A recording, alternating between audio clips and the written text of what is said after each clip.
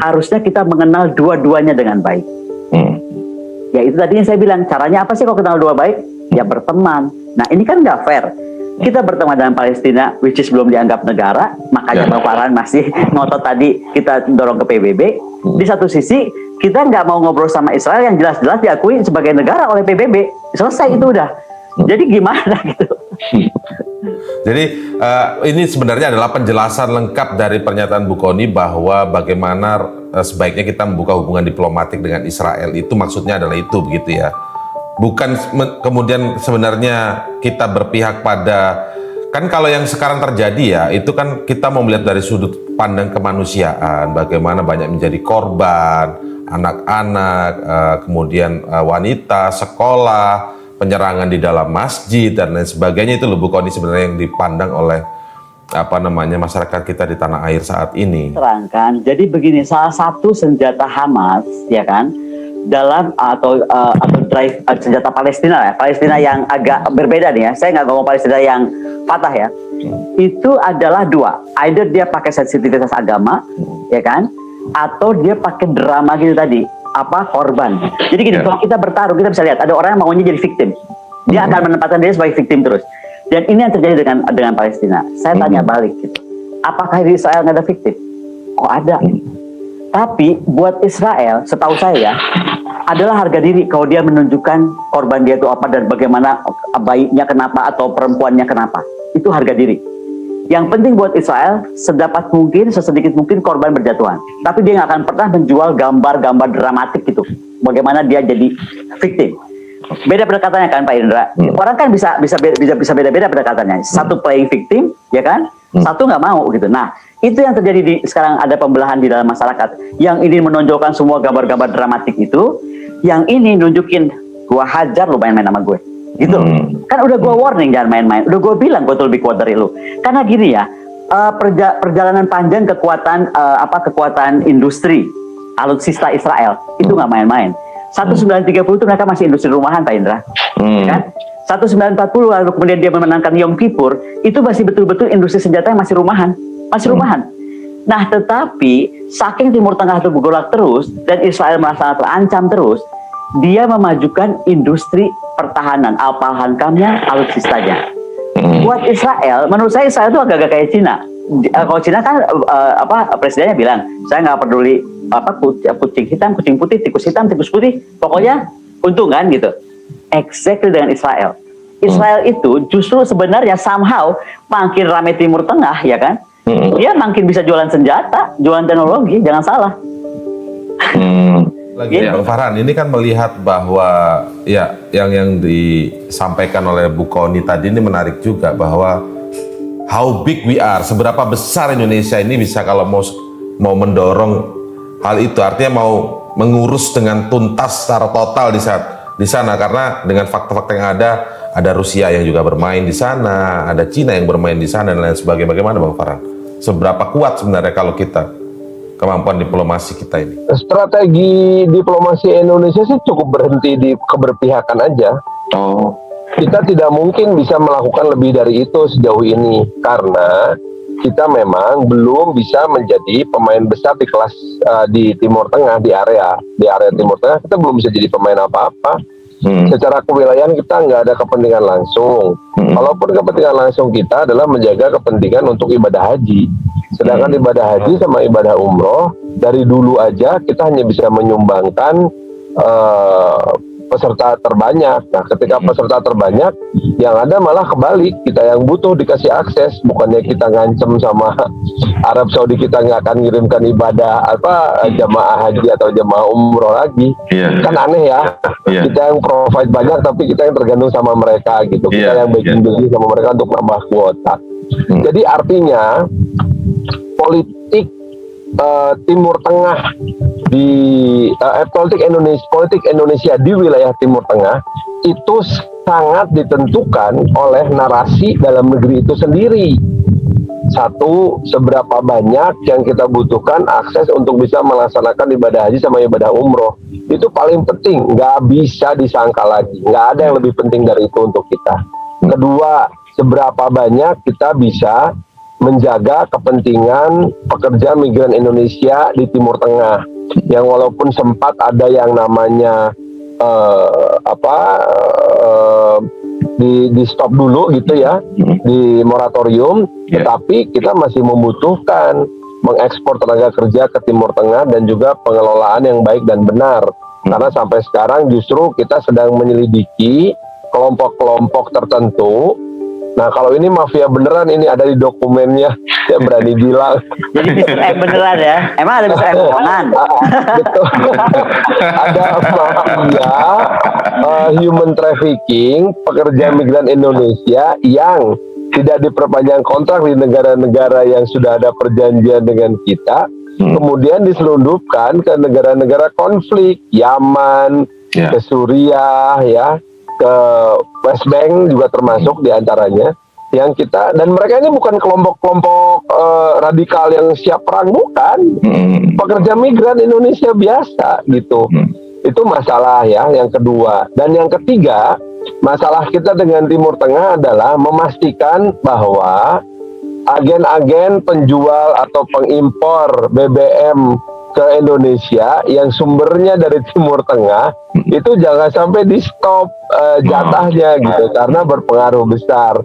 Memang kita tidak mengekspor langsung dari Arab Saudi, dari Irak atau dari Iran BBM-nya. Kita membelinya kan dari agen-agen yang ada di Singapura sama di Hong Kong sama di New York ya. Nah, jadi tiga kepentingan itu aja diplomasi Indonesia mah.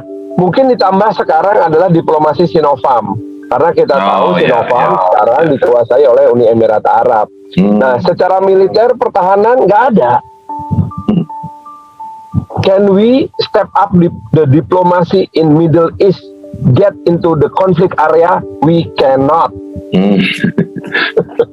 Nggak bisa. Jadi sebenarnya kita tuh sampai pada keberpihakan aja Bang Farhan ya. Cukup sampai di situ. Betul, kita cukup bersikap aja di PBB dan di lembaga multilateral. Di OKI kita cukup bersikap bahwa kita menentang Israel, mendukung Palestina, dan mengharapkan Arab Saudi serta Iran mengesampingkan segala perbedaan dalam dukungannya kepada Palestina. Jadi intinya sederhananya gini nih, masyarakat awam nih kalau melihat perbincangan tadi yang penuh data dari Bu Kony, penjelasan dari Bang Farhan, artinya sebenarnya sederhananya kita ini nggak punya daya upaya jangkauan besar untuk ikut mengurusi Palestina berarti ya? Loh enggak, kalau kita habis-habisan di Palestina sama di Israel, atau kita ikut bela-belain orang Yaman, lah terus pemerintah Arab Saudi bilang Indonesia nggak boleh masuk jamaah hajinya. Wah, teriak kita masih, kejut-kejut kita. Iya. Nggak boleh itu terjadi. Kita mesti jaga hubungan baik sama Arab Saudi dalam hal ini. Dengan menyatakan keberpihakan saja itu artinya sudah cukup peran yang besar ya? Itu udah clear, karena sampai hari ini di PBB, di OKI, termasuk juga di PUIC. PUIC ini adalah lembaga kerjasama parlemen negara Islam. Itu kita clear sikapnya, kita dukung Palestina, titik. Jangan tanya kenapa, jangan tanya gimana, pokoknya kita dukung. Dalam bentuk apa? Pernyataan dan narasi. Selesai. No more than that, no less than that. Oke. Nah, kemudian tadi Bang Farhan bilang kalau membuka hubungan diplomatik dengan Israel, artinya ketika kita mau memperjuangkan itu ya, dari logikanya Bu Kony ini untuk memperjuangkan itu, maka kita coba buka hubungan diplomatik dengan Israel. Kita harus tahu ini bagaimana Israel dan lain sebagainya. Tapi syaratnya tadi Bang Farhan bilang ya harus diakui PBB dulu Palestinanya, begitu kan? Nah, berarti dengan penjelasan yang tadi juga, berarti kita juga nggak punya kekuatan untuk membuat Palestina itu diakui PBB dong berarti? Ya ada, dengan kita memberikan sikap dan narasi yang konsisten aja. Konsisten. Tapi progresnya pasti kita nggak akan tahu ya progresnya. Nah, dalam logika yang sama, persis dengan sikap yang damai sama Vanuatu mendukung Papua. Vanuatu tahu Papua nggak mungkin merdeka, tapi dia sikapnya pokoknya dukung, gitu. Ya kan? Itu wajar dalam sebuah diplomasi, upaya diplomasi wajar ya begitu ya. Sangat wajar lah. Taiwan masih ada sampai sekarang walaupun kita nggak punya hubungan diplomatik dengan Taiwan. Kapan kita akan buka hubungan diplomatik dengan Taiwan? Hanya jika Republik Rakyat Tiongkok menyatakan Taiwan bukan pemberontak tetapi negara independen. Ya kita buka hubungan pasti. Hubungan dagang dengan Taiwan gimana? Semua sepeda mahal yang dipakai sama orang-orang Jakarta, sepedaan ke Jakarta harga ratusan juta itu kan semua buatan Taiwan. Ya, Bang Farhan, enggak. Tapi saya ingin jadi ini menarik sekali sih kalau jadi mendengar begini. Artinya apa yang dilakukan Indonesia, Bu Menlu juga sekarang ini, kita juga sudah menyadari bahwa kita tidak punya jangkauan lebih berarti untuk soal Palestina Israel, dan mungkin ini bisa akan terus seperti periodik gitu, berulang-ulang, nanti ada kejadian lagi kita akan bersikap seperti ini lagi. Ada kejadian lagi kita tahun lalu ketika Donald Trump masih berkuasa dan menawarkan deal of the century, duta besar Indonesia dan salah satu menteri di Indonesia dari Indonesia bertemu dengan pihak Jared Kushner di Washington DC. Di pertemuannya di White House. Kemudian dalam perjalanan pulang ke Indonesia mereka mampir di Hong Kong dan diduga disinyalir ada pertemuan dengan official governmentnya Israel, diduga ya, tapi kita tidak bisa memastikan. Nah, hal ini kan sebuah usaha sebetulnya untuk menjajaki kemungkinan adanya kita membuka hubungan diplomasi dengan Israel. Nah, hari ini berdasarkan pengamatan dari teman-teman di cybermedia dan juga bacaan dari Kementerian Luar Negeri, ada sebuah narasi yang disusun secara terstruktur melalui berbagai macam pihak di Indonesia, terutama di media digital, agar ada keberpihakan terhadap Israel. Tidak pernah ada sejarahnya konflik Israel sama Palestina. Orang Indonesia itu menunjukkan keberpihakannya ke Israel secara terang-terangan dan terstruktur.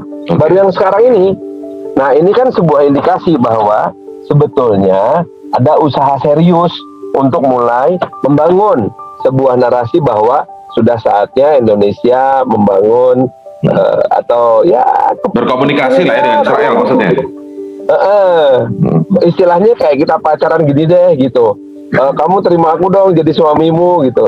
Nggak usah bilang iya sekarang, tapi paling nggak jangan nolak deh, pikirin aja dulu. Yang jago pacaran nyontoinnya mending ke situ.